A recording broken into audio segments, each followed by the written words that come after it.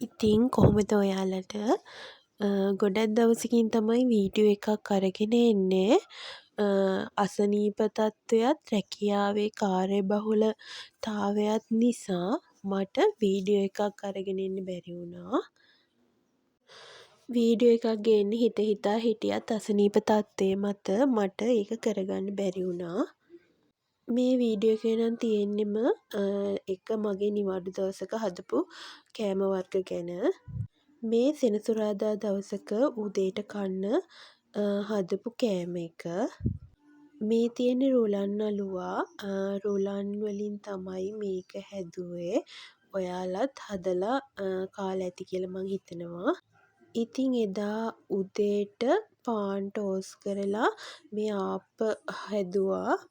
මේ තියෙන්නේ නම් ආප්ප පිටි එකේ අවසාන ටික. ඔය අවසාන ආප්ප ටික තමයි තියෙන්නේ. මේ දවල්ට ගන්න එළවලු බත් එකක් හදන්න තමයි හදන්නේ. අපේ අක්කා කෙනෙක් එනවා කිව්වා අද දවල් කෑමට. එයාටත් එක්ක අපි කෑම හදන ගමන් තමයි ඉන්නේ. මේ අපේ මහත්තයා තමයි මේක හදන්නේ. ওই චිකන් ටික තම්බගෙන ඒක පොඩි කෑලි වලට කපා ගත්තා. මේ තියෙන එළවලු බත් එකට ගන්න එළවලු ටික. ඔන්න දැන් බත් එකත් ඉදලා ඉවරයි. ඒක ටිකක් නිවෙන්න තිබ්බා. අද නිවාඩු දවස නිසා ගේට් ටිකක් අතු ගාලා එහෙම අස් කරගත්තා. මේ දවස්වල මෙහෙට නම් වහිනවා. පේනව නේද මේ තෙමිල එහෙම තියෙනවා බිම.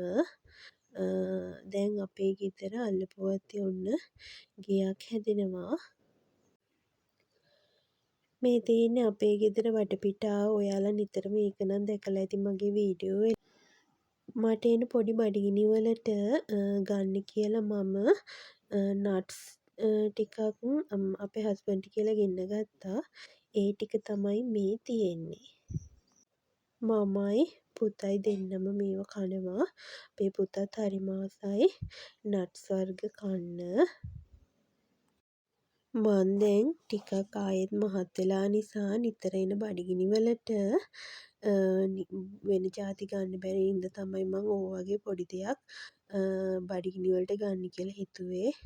ඒ වගේම නට්ස් මුද්ද රස පලං වගේ ඒවා මට දැන් එන චූටි බඩගිනි වලට මම ගන්නවා. එළවලු බත් එකට චිකන් කරියකුත් හදන්න තමයි අපේ මහත්තයා ඔය හදන්නේ. ඒකට ඉතින් අවශ්‍ය දේවල් දාලා ටිකක් අනලා පැත්තකින් තියලා එයා ඒක මේ උයන්න කලින්. මේ තියෙන්නේ අපේ වත්තෙන් කඩාගත්ත තක්කාලි ටික.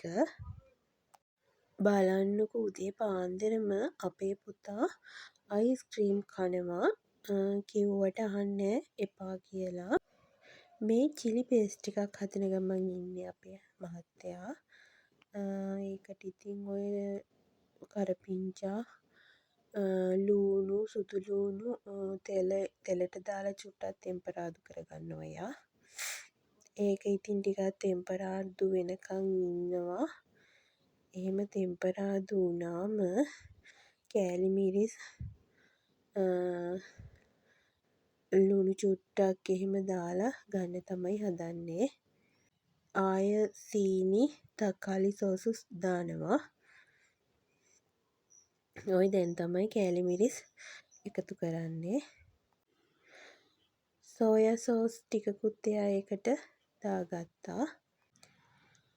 ඔය ඉතින් ඔක්කොම ටික ලුණු ටිකුත් දැම්මා. ඔය ටික ඔක්කොම දාලා කවලම් කරලා පස්සේ තමයි සීනි දැම්මේ මට මතක විදිහට. මට මේ දවස්වල උයන්න එහෙම චුට්ටක් අපහසුයි. ඒ නිසා මහත්තයා ගෙදර ඉන්න දවසට එයා තමයි උයන්නේ. ඔය තියෙන චිලි පේස්ට් එක. මේ තියෙන්නේ එදා උදේට හදපු ආප්පවල අවසාන ආප්ප. ඒක චුට්ටක් කැඩිලා. එදා මං එනවා කිව්වා අක්කා එනකොට මට බත් එකක් අරන් ආවා. එයා අරන් ආව බත් එකේ තිබ්බ එළවලු තමයි ඔය තියෙන්නේ. මුං ඇට හතලා සාලයෝ ඇඹුල් තියල් මේක ලූණු වලින් හදලා තිබ්බ රසමරස කරියක්. මේ තියෙන්නේ චිකන්. මං ඉතින් මට දවල් එනකොට චුට්ටක් කන්න අප්පිරියයි. ඒ නිසා මං ඒක ගෙනත් දුන්න ගමන් ටිකක් බෙදාගෙන කන්න තමයි මේ හදන්නේ. මේ තියෙන්නේ එදා දවල් හදපු කෑම ටික අපේ ගෙදර. මේ වීඩියෝ එක නම් හරිම පොඩි.